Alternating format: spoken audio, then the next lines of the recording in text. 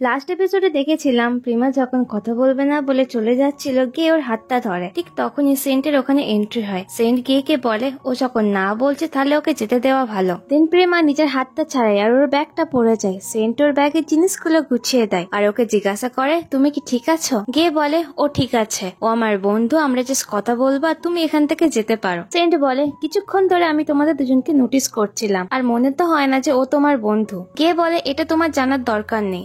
Saint বলে আমার জানার দরকার আছে কি নেই সেটা ও ডিসাইড করবে। দেন সেন্ট প্রেমাকে জিজ্ঞাসা করে তুমি কি এর সাথে এখনো কথা বলতে চাও নাকি আমি বলবো একে চলে যেতে। দেন প্রিমা বলে ওকে চলে যেতে বলো। দেন সেন্ট বলে এবার বুঝলে কার এখানে দরকার নেই। দেন প্রিমা সেন্টকে থ্যাংক ইউ বলে ওখান থেকে বেরিয়ে আসে। সেন্ট গেকে বলে তুমি আমাকে কিন্তু ব্লেম করো না, যা হলো তোমার নিজের জন্যই হলো। কে বলে আমার মনে হয় এটা তোমার কাজ ছিল না। দেন সেন্ট বলে সত্যি, বাট আমার তো মনে হয় এটাই আমার কাজ। সো এখানেই এদের দুজনের মধ্যে কোল্ড ওয়ার শুরু হয়। সেন্ট ওখান থেকে চলে যাওয়ার পর গে প্রেমার পারফিউম পায়। রাস্তাতে যাওয়ার সময় প্রেমা ভাবছিল সেন্ট ওকে ফলো করছে, তাই ও বিল্ডিং এর নিচে ওদের যে কেয়ারটেকার ছিল নামকে বলে কেউ আমাকে ফলো করছে, প্লিজ আমাকে হেল্প করো, সিকিউরিটিকে কল করো। দেন নাম ওকে বলে তুমি তোমার রুমে যাও, আমি হ্যান্ডেল করছি। দেন প্রেমা ভয়ে ভয়ে দৌড়তে দৌড়তে রুমের দরজার কাছে আসে। এই সময় সেন্টের সাথে ওর দেখা হয়ে যায়। ও ভাবছিল সেন্ট ওকে ফলো করছে, তাই ও পুলিশকে কল করতে যাচ্ছিল। দেন সেন্ট ওকে ক্লিয়ার করে বলে আমিও এই বিল্ডিং এ থাকি, ইনফ্যাক্ট সেন্ট ওর নেইবার। এই সময় প্রেমা ওর মায়ের কথা মনে পড়ে। ওর মা ওকে বলেছিল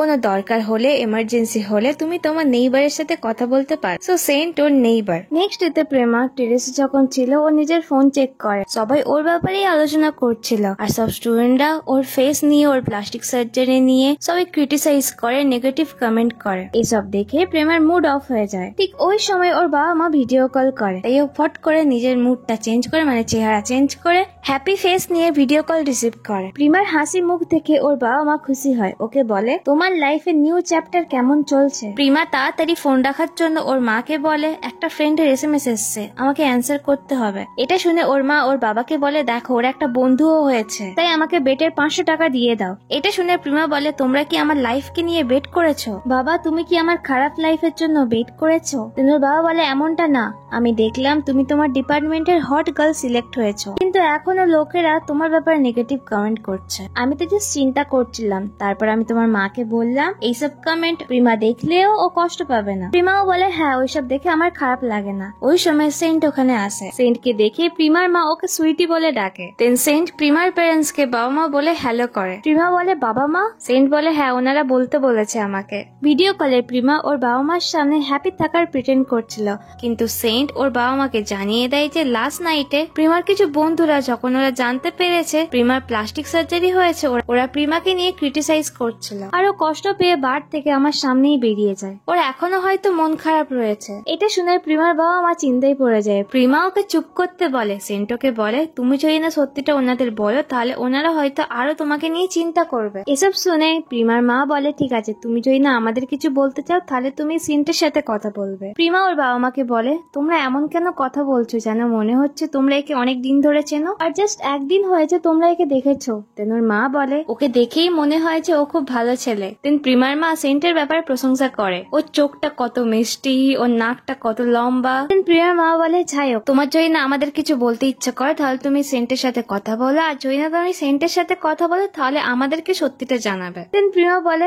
বুঝতে পেরেছি। দেন ওর বাবা মা ফোনটা কেটে দেয়। দেন সেন্ট ওকে জানাই তোমার বাবা মা আমাকে ভরসা করছে কারণ তোমার বাবা মা আমার সাথে কথা বলেছে, আর তাছাড়া ওনারা আমার ব্যাপারে সব ইনফরমেশন সার্চ করেছে। দেন সেন্ট ওকে জিজ্ঞাসা করে এবার তুমি কি করবে, আমার সাথে কথা বলবে নাকি মায়ের সাথে কথা বলবে। প্রিমা চুপচাপ ছিল, তাই সেন্ট ওকে বলে যদি সেই ছেলেটা তোমাকে আবার ডিস্টার্ব করে তাহলে তুমি আমাকে বলতে পারো। প্রিমা বুঝতে পারে সেন্ট গায়ের কথা বলছে। দেন সেন্ট ওকে বলে কোনো এমার্জেন্সি হলে তুমি আমাকে বলতে পারো। প্রিমা বলে ঠিক আছে। তখনই সেন্ট প্রিমার হাত থেকে ওর ফোনটা নিয়ে ওর নাম্বারটা সেভ করে দেয়। এটা দেখে প্রিমা ভাবে এ এত ফাস্ট। প্রিমা যখন রুমে ছিল সেন্ট ওকে এসএমএস করে বলে মনে হয় না যে তোমাকে আর চিন্তা করা দরকার, দেখে মনে হচ্ছে তোমার কিছু ভালো বন্ধু আছে। দেন একটা লিংক পাঠায়। প্রিমা দেখে কিছু স্টুডেন্ট ওর ব্যাপারে নেগেটিভ কমেন্ট করেছে আর ওদেরকে ফে রিপ্লাই করেছে। এটা দেখে প্রিমা খুশি হয়। ও মনে করে ফে হয়তো ওর খুব ভালো বন্ধু। দেন ও ডায়েরিতে একটা নোট লেখে থ্যাংক ইউ আমার লাইফের ফার্স্ট ফ্রেন্ড হওয়ার জন্য। নেক্সট দিনে প্রিমা ফের সাথে দেখা করতে যায়। প্রিমা বলে সরি, আমি তোমাকে আমার প্লাস্টিক সার্জারির ব্যাপারে বলিনি। দেন ফে ওকে বলে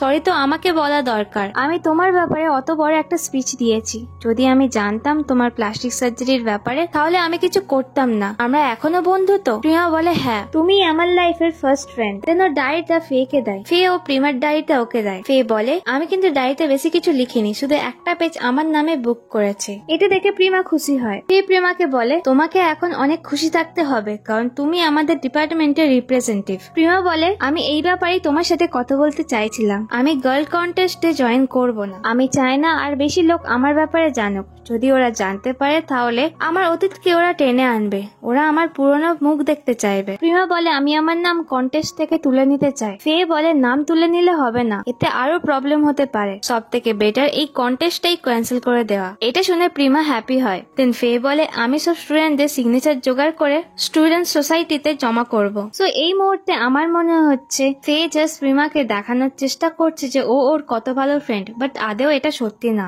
এরপর ফে প্রিমাকে জিজ্ঞাসা করে মিমি আমাকে একটা পারফিউমের ব্যাপারে বলছিল, যেটা খুবই ভালো আর তুমি সেটা প্রতিদিন ইউজ করো। দেন প্রিমা নিজের ব্যাগে ওর পারফিউমটা খোঁজে, ওটা ওর ব্যাগে ছিল না। অন্যদিকে আমরা গিয়ে কি দেখি ওর বোন ওরই একটা টি শার্ট পরার জন্য ওর কাছ থেকে ধার করে নিয়ে যায়। এরপর গের ঘরেতেই প্রিমার পারফিউমটা দেখি, কারণ লাস্ট টাইম প্রিমার পারফিউমটা পেয়েছিল।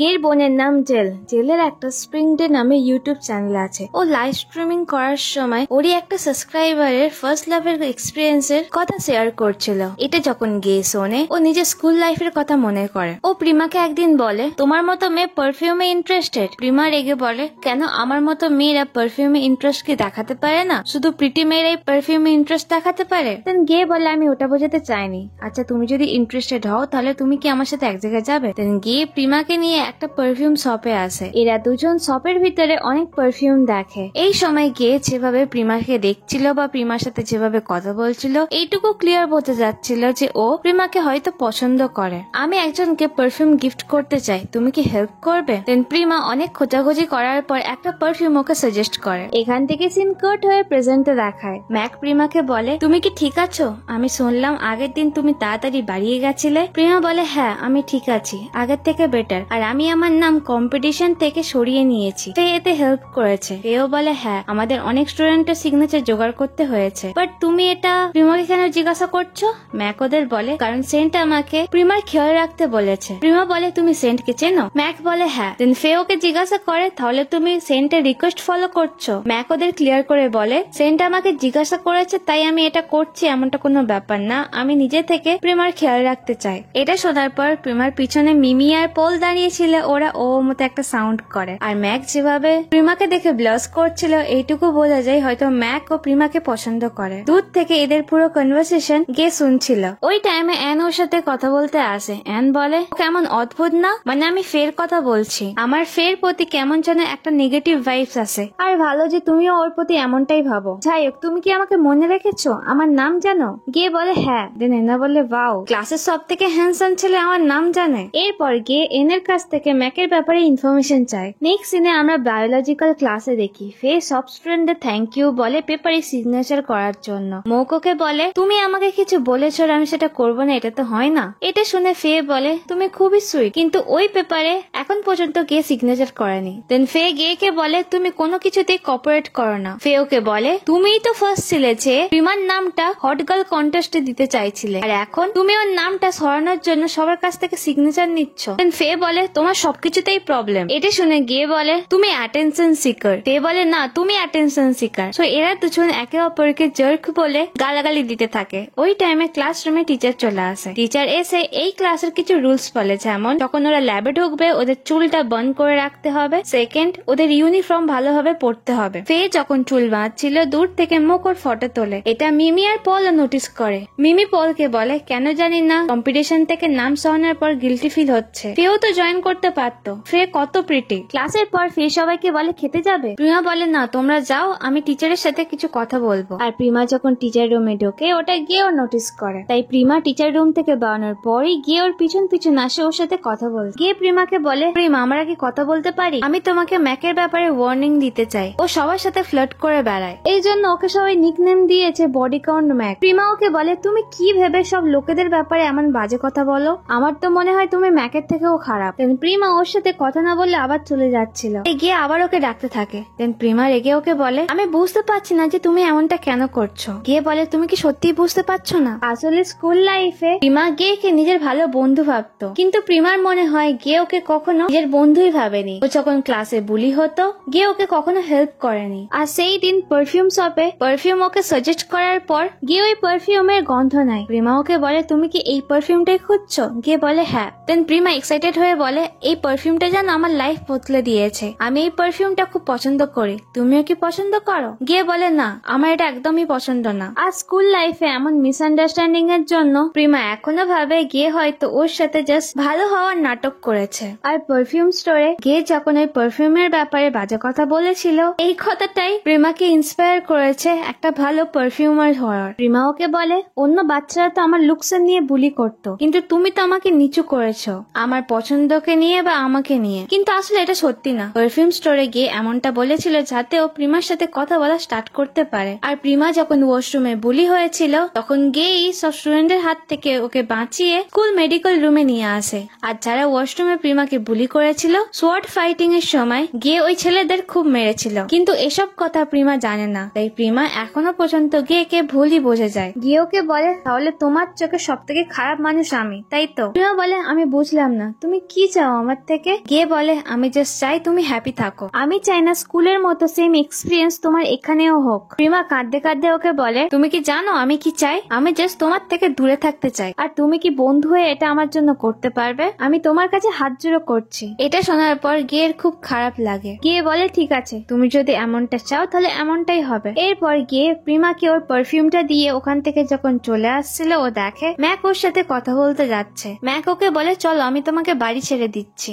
প্রিমা রাজি হয়ে যায় আর এদের দুজনকে একসাথে দেখে গের খারাপ লাগে। নেক্সট ডেতে ম্যাক ওর বাকি ফ্রেন্ডসদের বলে আজ আমি প্রিমাকে প্রপোজ করব। ওর ফ্রেন্ডরা ওকে বলে কিন্তু তুমি তো ফে কে পছন্দ করতে না? ম্যাক বলে হ্যাঁ করতাম, কিন্তু ফের অনেক ফলোয়ার্স রয়েছে, কিন্তু প্রিমা ওর মধ্যে তেমন কোনো কনফিডেন্ট নেই, ওর সাথে ডেটে যাওয়ার বেশি চান্স আছে, মানে আমি ওকে প্রপোজ করলে ও হয়তো হ্যাঁও বলে দিতে পারে। ম্যাকের ফ্রেন্ডসরা বলে কিন্তু সেন্ট তোমাকে প্রিমার খেয়াল রাখতে বলেছিল না? ম্যাক বলে বেশি ভেবো না তো, এমনটা তো নয় যে আমি ওকে বাজেভাবে ট্রিট করছি। এরা যখন এইসব কথা বলছিল গে আর অ্যান ও এদের পুরো কথা শুনে ফেলে। অ্যান গে কে জিজ্ঞাসা করে আমি কি ফে কে প্রিমার কাছ থেকে দূরে রাখতে হেল্প করব? গে বলে না। অ্যান বলে তুমি কি শিওর? তুমি কি এতটা কনফিডেন্ট যে তোমার কোনো হেল্প চাই না? গে বলে না, আমি এই ম্যাটারটা থেকে দূরে থাকবো। এরপর আমরা ক্যাফেটেরিয়া সিন দেখি। প্রিমা, ফে, মিমি আর পল এরা চারজনে মিলে হ্যাং আউট করছিল। ওই টাইমে ম্যাক ওদের সবাইকে বলে আমি প্রিমার সাথে কিছু কথা বলতে চাই, আর যদি সবকিছু ঠিকঠাক যায় তাহলে আমি তো আমাদের ট্রিট দেবো। দেন ম্যাক প্রিমাকে সাইডে নিয়ে গিয়ে বসে। মিমি বলে কি হলো ব্যাপারটা?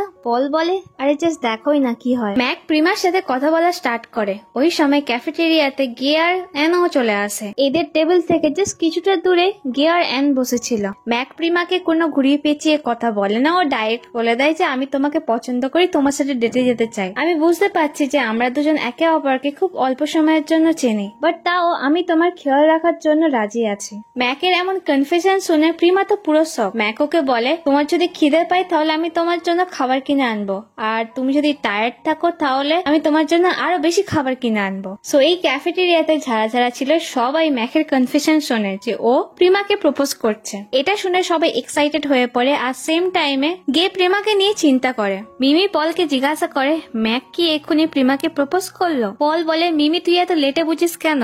মিমি পলকে বলে কিন্তু ওকে তো সবাই নিকনেম দিয়েছে বডি কাউন্ট ম্যাক, আর ও আদেও ভালো ছেলে না। তখন পল ওকে ক্লিয়ার করে বলে ও মেয়েদের ডাম্প করার জন্য ওই নিকনেমটা পায়নি, মেয়েরা ওকে ডাম্প করেছে বলে ম্যাকের প্রেমের ব্যাপারে কোনো এক্সপিরিয়েন্স নেই, আর ওর ফ্রেন্ডরা ওকে টিজ করে। ওর জন্য গার্লফ্রেন্ড খোঁজা খুবই ডিফিকাল্ট, আর ওরা যদি প্রেম করে তাহলে ওদের দুজনেরই এটা ফার্স্ট রিলেশনশিপ হবে। এটা শুনে মিমি খুব এক্সাইটেড হয়ে পড়ে যে ওরা কত কিউট, বাট আমরা ফের ফেস দেখে বুঝতে পারছি ও এখানে কতটা জেলাসি ফিল করছে। প্রিমা ম্যাককে জিজ্ঞাসা করে ম্যাক তুমি বললে যে তুমি আমাকে লাইক করো? ম্যাক বলে হ্যাঁ, আমি তোমাকে অনেক পছন্দ করি, তাই আমি তোমাকে এটা এখনই বলছি। প্রিমা তুমি আমার ব্যাপারে কি ভাবো? প্রিমা বলে আমি ওয়াশরুমে যাবো। দেন ও ওয়াশরুমে চলে যায়। আসলে প্রিমার লাইফে ম্যাক প্রথম ছেলে যে নিজের লাভ কনফেস করেছে, তো প্রিমা খুবই এক্সাইটেড হয়ে যায়। তাই নিজের এক্সাইটমেন্ট কন্ট্রোল করার জন্য ওয়াশরুমে এসে নিজেকে ঠিক করে। অন্যদিকে ক্যান্টিনে প্রিমা যখন ম্যাকের কাছে ছিল না, ফে ম্যাকের সাথে কথা বলতে আসে। ফে বলে, যদি আমি বলি তুমি প্রিমার সাথে ডেটে যাও না বা ওর সাথে রিলেশনে এসো না, তাহলে তুমি আমার উপর রাগ করবে না তো?